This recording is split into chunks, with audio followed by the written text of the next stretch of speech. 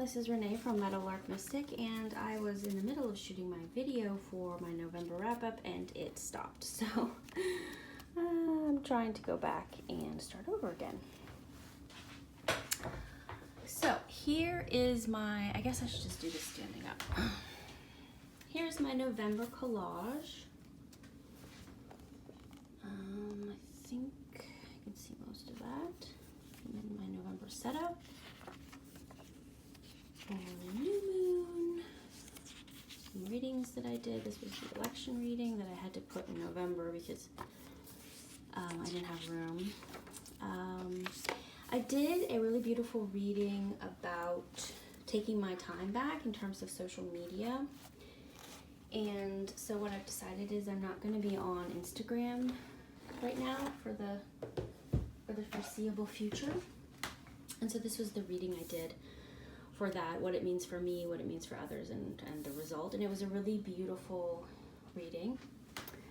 And as a kind of rounding out the reading, I pulled from this deck, which is the Black Goddess Within Oracle deck. And here is the website. And I'll link below. Arcane Panda did an interview with this deck creator, which I thought was really good. So I'll just show some cards. I really like this deck. I like it for its originality. I like it for its exploration of Black culture and goddesses, and I really like the models that she chose for this deck. They seem really real and powerful and connected to the idea on the card, and that's really important to me. And this is the card that I pulled that went with this reading, and so that's why I wrote Live into Victory, and I'll read that back to you. Calafia, mythical island of California. Queen Calafia and her gold-clad black warrior women fiercely protect their precious land with the help of griffins. Queen Calafia reminds us all that we are warriors. Our weapons and fields of battles may look very different, but we are all charged with the sacred duty of wielding our creative gifts for change. Live into victory. And so I took that as a really positive message to move forward and to take back my time in a way that makes me feel empowered. So that's the Black Goddess Within Oracle, and I think this is her card. I think she's actually working on expanding this deck too. So that was this. This is the prayer that I posted, some of my goals, and this is the completed collage I did. I videotaped this and put that on my channel. The camera was a little too close, so it's not the greatest video, but it kind of takes you through the process of that. This is a reading I did, based on the astrology. This is an art piece that I did based on, I wanted to play around with tearing paper. And this was the waxing moon. Okay, so that brings me to two things. So a lovely friend of mine gifted me the Queen of the Moon Oracle. Because she listened to my last video, I was wondering about questions. And so this reading is actually taken from cards 8 and 9.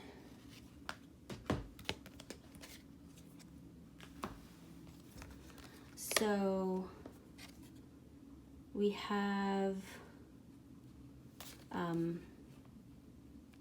oops, I have them backwards. So we have the path, and then we have assessing. And blind spots are one of the things to look at. And then on my other moon deck, we have Prisoner of the Mind, Betrayal of Opportunity, and then a helpful goddess, and the goddess I pulled was Isis.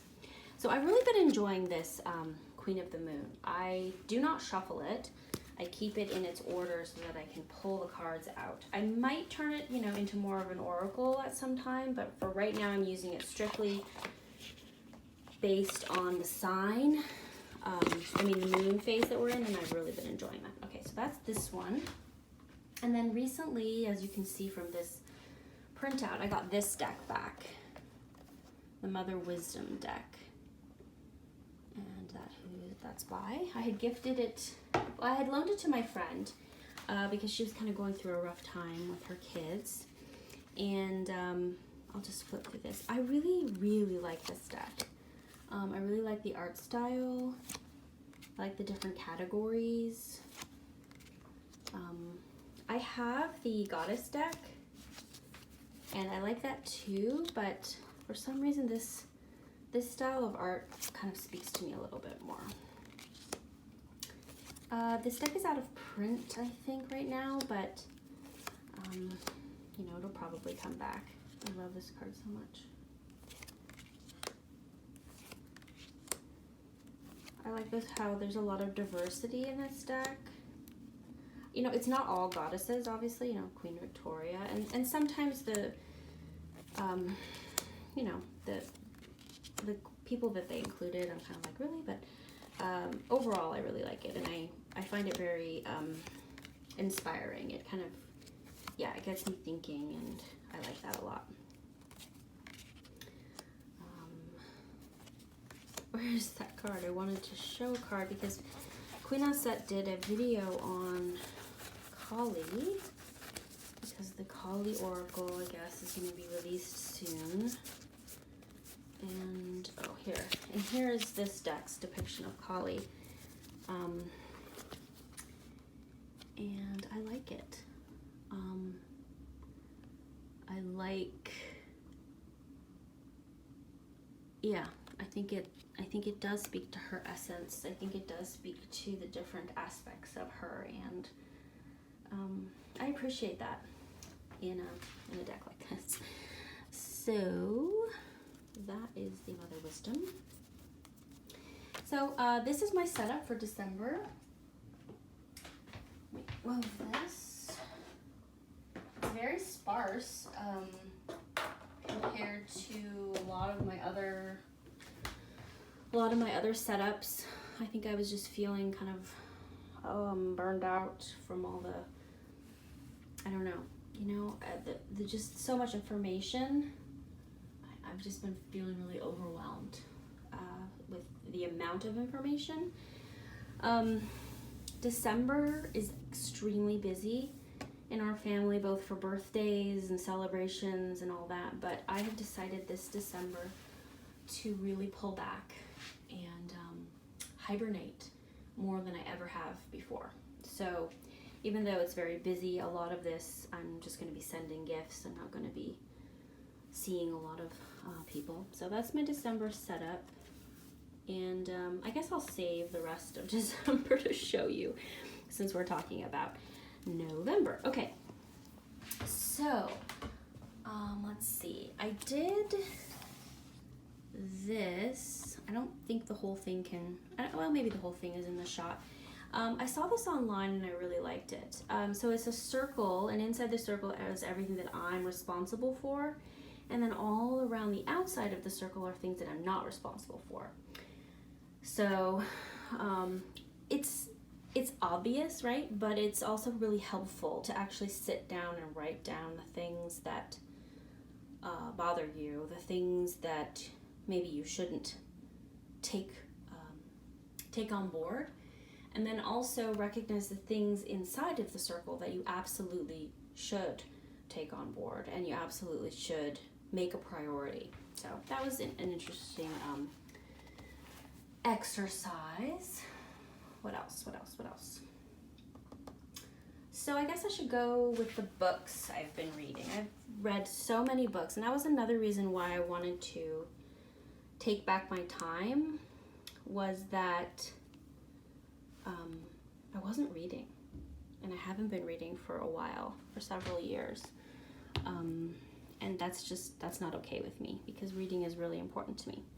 So these are the books that, let me see, that I'm working my way through. I finished The Body's Not an Apology. It's an excellent book to kind of ground you in your own relationship to your body as you are exploring your relationship to different types of bigotry and prejudice. So that's a really good book. Queen Osset recommended White Tears, Brown Scars, and this is an excellent book for... the reason I like this book so much is it has more of an international perspective on the way that white women internationally can use their emotions kind of as a weapon against Black and people of color in general. The author of this book is, I believe she identifies as Levant, and she lives in Australia. I am reading My Grandmother's Hands. I'm over halfway done, but it's a very deep book and very beautiful. And I would highly suggest everyone read that book. I've been looking at White Fragility again, now that I've kind of come to a different stage in my journey, and that's been really great. And then I read Hood Feminism, and so much highlighting in Hood Feminism. It's a great book. I'm trying to get it to go over to, yeah. Everyone should read this book. But specifically, I would really highly recommend white women in the United States who identify, as a feminist. It's required reading if you want to be educated. You really need to read that. So that's about that. Those are other books that I'm reading. So all of those books, Hood Feminism, White Tears, Brown Scars, My Grandmother's Hands, rereading parts of White Fragility, they have really helped me to have the determination to keep going, to just keep going, because I feel beat down sometimes in terms of it's hopeless. Like, with the election results, I said I was feeling really sad that so many people voted for Trump and voted the way they did. And I was really disappointed, and anyway, but having hope and working towards what you want to see is just what you have to do. So these books I found they kept giving me more and more fuel to just keep going, and so I'm really grateful for those. That was kind of rambly and not very coherent, but this deck has been really, I've been really loving this deck lately. Oh wait, 2 other books that I'm reading. I'm reading this book, Susan S. Wheat, The New Menopausal Years, The Wise Woman Way, is really great. I've had this book for like 20 years, waiting for the time when it is relevant, and it is relevant right now. And I'm also reading this book. I'm not very far into it, but Ancestral Medicine. Queen Osset and Christina, who just recently did a video on the Kali Oracle by Alana Fairchild, they also did another really interesting video on Day of the Dead, and kind of ancestors, and what it means to have a relationship with ancestors in different traditions, and that was really interesting. And I picked up this book a while ago, and I have found it really good. So what else? Okay, so I said I was interested in this. Yeah, the Connolly Tarot. It's an older deck.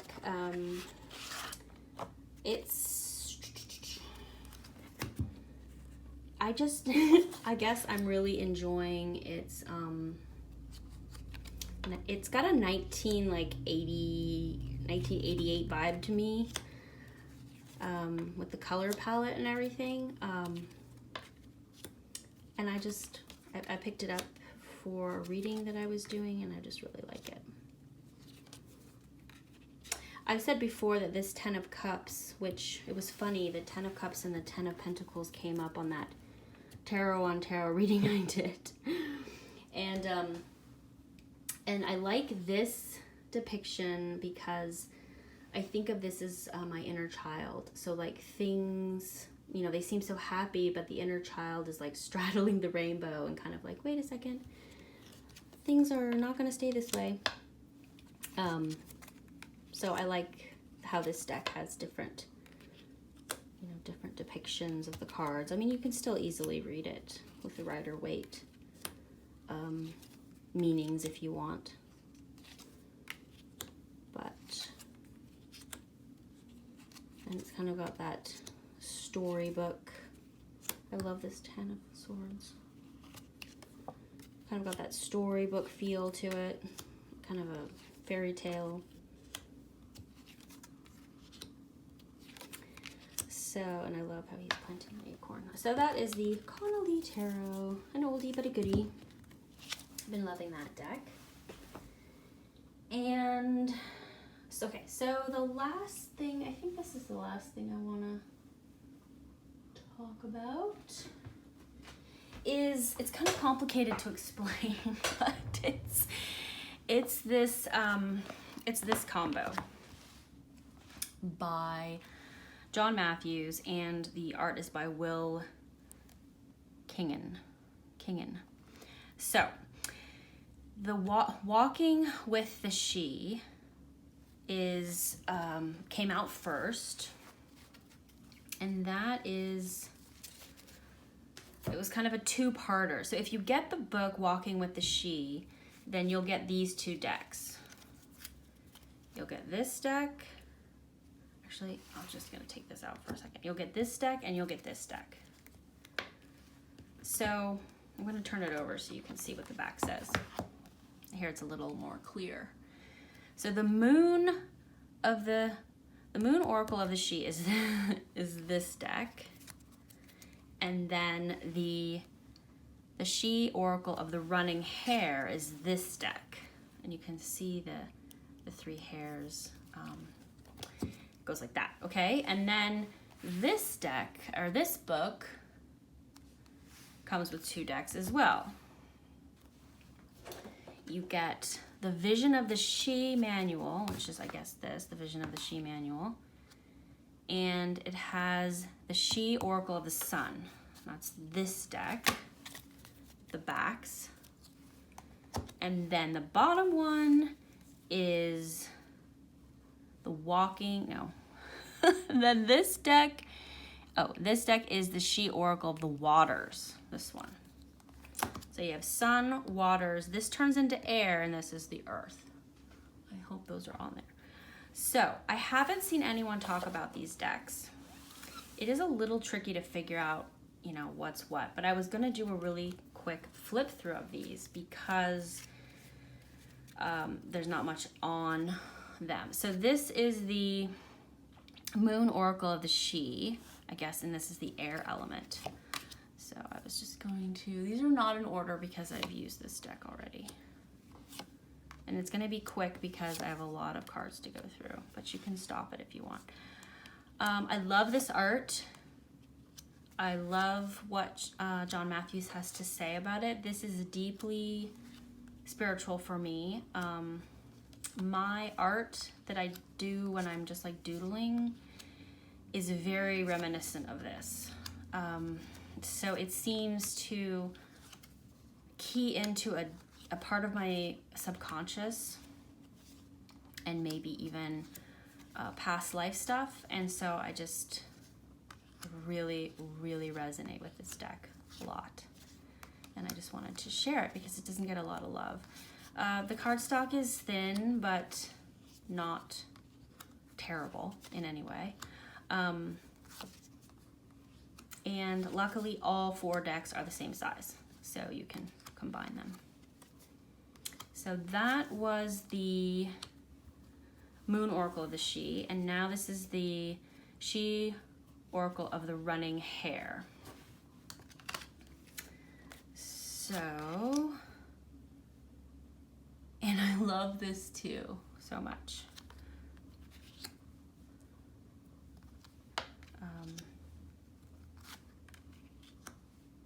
We call them, these hares, in the place of California where I used to live, we would call them jackrabbits. Maybe slightly different, but similar. Very familiar with the way they look and act and move around, and really love it. It's a very unique oracle, and the way he explains how you can use the 2 together is really beautiful.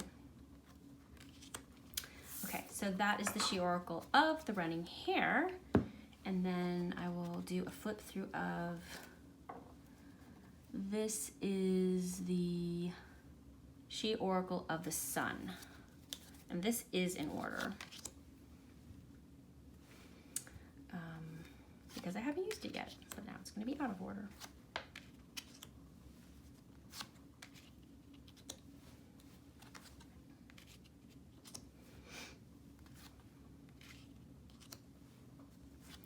I really like this as well. The art style is a little more rough, you know, like you can see the paper through the, I don't know if it's oil pastels or chalk pastels, and I still really resonate with that.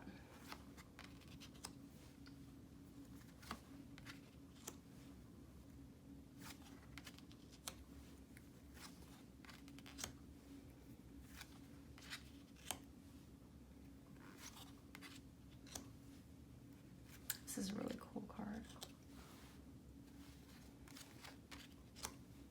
And the last one. So they're all different numbers of cards in the different decks. So that's a little unfortunate that it's not the same, but that's okay.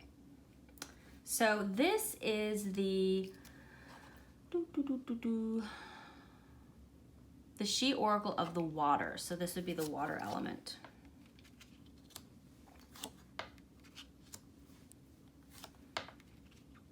And this card reminds me of when I went to the waterfall that's close to us. And it's full of water sprites and spirits and stuff.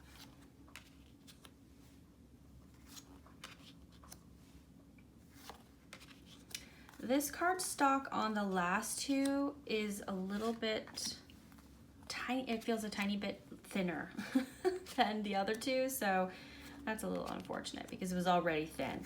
However, they're not super laminated and they're not sticky, so to me that's a very good thing.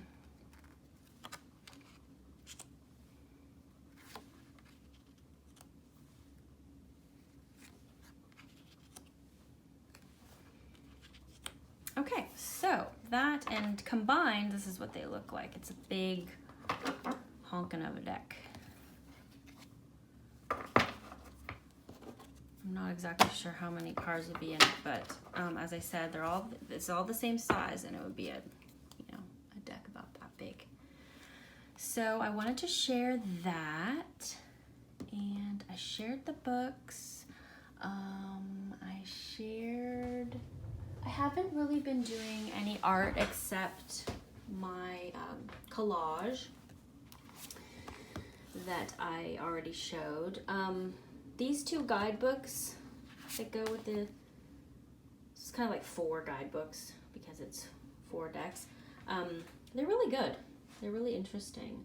He has an interesting perspective on divination and what that means. Yeah, I've been enjoying a lot of people's content that's been on YouTube lately. Queen Elsette and Christina have really been bringing some amazing content, digging deep into traditions and how oracle decks are understanding the traditions that they're trying to point to or resource from, and sometimes they're not understanding that. So it's been really interesting. November has been good. It went by fast. I'm trying to be more deliberate with my time. I'm trying to stay off social media so that I can be more conscious of the passage of time. And also this time of year, I like to pull inwards and decide what I want for 2021, what I want for the next year. So I hope you're doing well. I hope that wherever you are finding inspiration and connection in your community. I have some things coming up on my channel, which I hope will be interesting, and I'll talk to you again soon. Okay, bye-bye.